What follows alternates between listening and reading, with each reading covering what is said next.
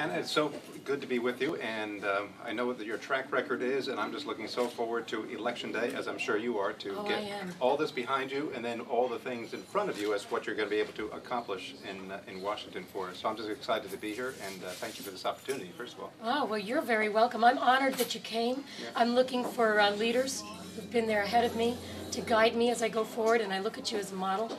Role model for all of us in elected office, and I'm very proud that I now have the opportunity to meet you, and I'm looking forward to working with you. Well, we're in a room right now, as you know. There's a whole bunch of people on the other side of the camera that's with us right now, and I think that's one of the neat things of what I've seen about your campaign here in the room today, but also what we've heard about you, how you won in the primary in the first place, and now how you're going to win in the general election. This is the epitome of the classical grassroots campaign, and can you just tell me just a little bit snapshot how you were able to put this all together and why it's going to be successful? Well, I can't take credit for the whole thing. You see, there's a Tea Party movement down here in Congressional District 6, and I will tell you that the Bayshore Tea Party and the Jersey Shore Tea Party and the Ocean County Citizens for Freedom are a very big part of this. They're the boots on the ground that are supplementing the volunteers that we pick up along the way. Yeah. And frankly, back in about February or March, we had about 5 people in a room, which grew to 15 quickly, and then 30, and we thought that was great. 30 in a room. That was great. Now we're up at about, gosh, 200 every Tuesday and 125 on a Saturday morning to go out door to door. Who would have thought, you know? But I think the reason it's growing is because these people have really had enough. They're taxed enough already. See, I don't think it's expressed enough in the mainstream media that T is an acronym. T period, E period, A period. Okay. Taxed enough already. So anyway, the enthusiasm that I have, this energy that everybody talks about, it comes from them. Right. And now they say it comes from me, and you know, it's just like a synergy. It's great. I was going to say, it probably goes both ways. And so when you talk about the Tea Party, this is one thing we hear, and you can correct me if the critics are wrong on this, is that Tea Party are just all over here in one monolithic group. I haven't found that the group. I found them to be a spectrum of society. Is that what you're finding down here in this district as well? Yeah, we have a very diverse district demographically, Congressional District 6. There are Tea Party members in every neighborhood, in every club, in every organization. There's at least a handful. I would tell you that my experience with the Tea Party is they're everyday Americans. They're your brother, your sister, your coworker, your friend. They are worried about paying their mortgage, getting bread and meat on the table, running government, having their representatives run government the way they run their lives. They're worried about their own moral values being lost. They're worried about their work ethic being lost. They're concerned about their children having the opportunity to live the American dream as they've had the opportunity to do. We are the first generation. I know you know this. Maybe the viewers need to hear this. You're the first generation. We're the first generation that's going to leave our economic situation worse off than we found it. And our children deserve better than that. We're growing a debt that they'll never be able to pay off. And, you know, I believe strongly, Congressman, that with your guidance and your leadership, we're going to be able to actually change the way we spend tax dollars, and that's the key. We need to cut the spending and redirect it to paying off the debt. We can't deficit spend. At home, if the money's gone, you've got to earn it before you can spend it. And we're doing that in this campaign. We're modestly funded. Yeah, well, that's good. But you're still doing a tremendous job as far as getting that message out that is resonating with the voters, apparently. Yes. Now, we know you talked about the issue of spending, and you talked about the issue of debt. And we see what the budget is of our president that he is proposing for the next 10 years, that it will double our debt in 5 years, that it could potentially triple our debt in 10 years. What do you hear from the folks when you go door to door? And we were just talking about how many doors, it's amazing that you've been knocking on already. What do you hear from the folks that you talk to about this idea that the course that is coming out of the Washington for the last 2 years, whether can we afford just to continue that path or not?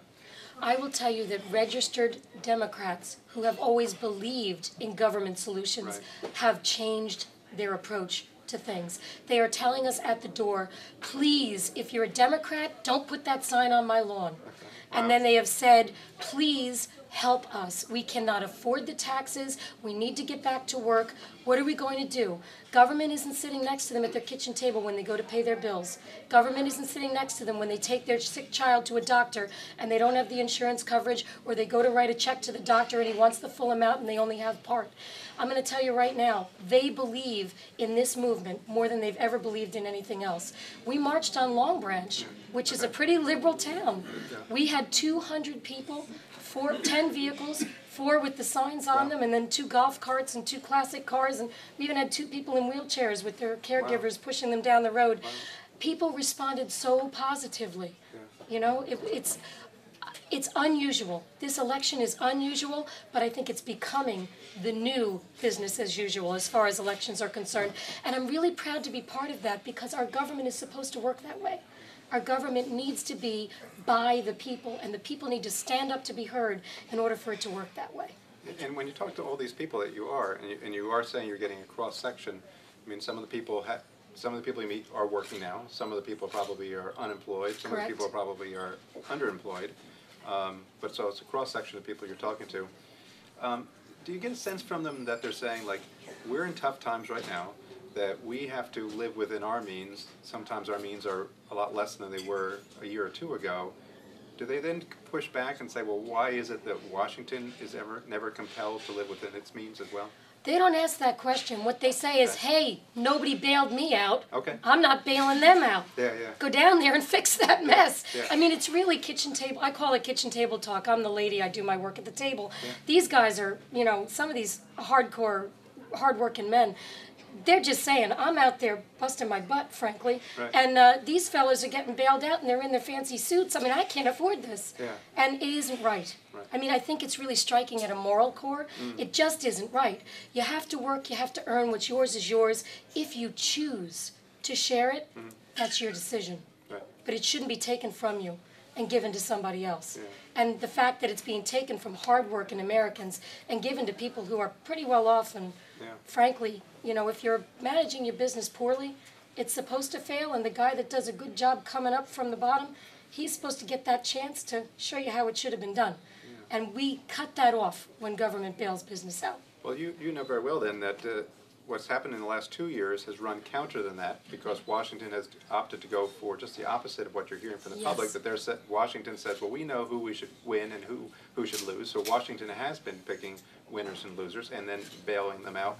And you also know that Congress just under Pelosi and Reid just passed that financial reg bill, which basically does the same thing. It says, before it wasn't in statute, now it's in statute. Washington will always pick winners and losers, and always bail out companies even if they should have failed. And if they manage that the way they've managed everything else, we're doomed. Yeah.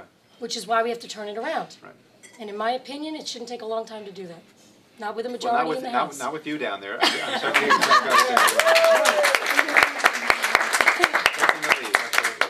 Absolutely. Well, thank you very much. And I'm sure that you will be successful on Election Day, with just a short time ahead of us. And when you get down there, I can just see you as being, just as you are right here, a real driving force in Washington in 2 respects. A, in a driving force in bringing this message from the constituents, all the folks that you've just talked to down there, and also as a driving force on these really, what do you call it, kitchen table sort Kitchen of table talk message to Washington. That's probably what Washington needs to hear right now. Well, So thank you very much. I appreciate it. Thank you. Congressman, I'm honored. It's an honor to be with you. Honor to be with you, serving with you.